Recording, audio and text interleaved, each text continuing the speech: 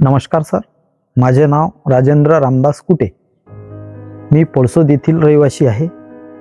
पळसोद तालुका अकोट जिल्हा अकोला। मी यावर्षी सधन लागवड पद्धतीमध्ये कपाशीची पेरणी केलेली आहे।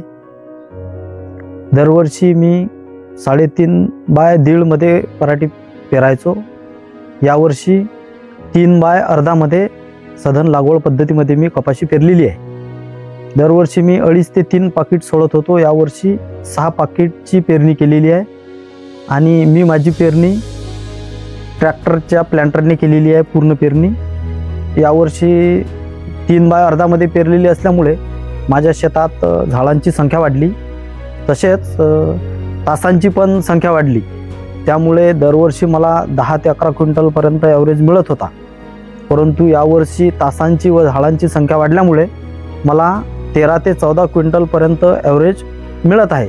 सध्या 13 क्विंटल पर्यंत आलेला आहे आणि 1 क्विंटलची वेचणी राहिलेली आहे। पारंपरिक शेतीच्या पद्धतीमध्ये जसं आम्ही निंदणाचा खर्च म्हटलं तर तो खर्च तर काही कमी झाला नाही, कारण पूर्वी समजा एका एकरामध्ये 10 तास निघत होते, तर आता त्या एकरामध्ये 12 तास निघत आहेत। त्यामुळे निंदणाचा खर्च थोडा वाढला, परंतु खत आणि फवारणीमध्ये जवळजवळ तेवढ्याच खतात उत्पन्नात वाढ झाल्यामुळे म्हणजे एक आमचा त्या गोष्टीचा फायदा झाला की बा जसं खत एकरी आम्ही पूर्वी 4 पोते देत होतो, यावेळेसही 4च पोते दिले आणि पूर्वी 11 क्विंटल होत होता, तर आता 14 क्विंटल झाला, म्हणजे 3 क्विंटलचा त्याच्यातच फरक पडला।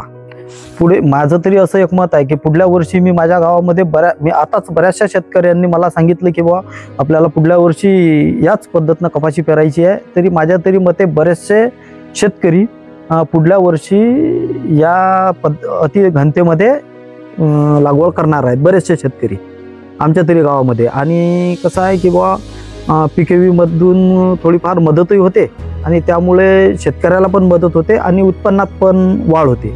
त्यामुळे शेतकऱ्यांनी या पद्धतीनं पेरणी करावं असं माझं पण एक मत आहे।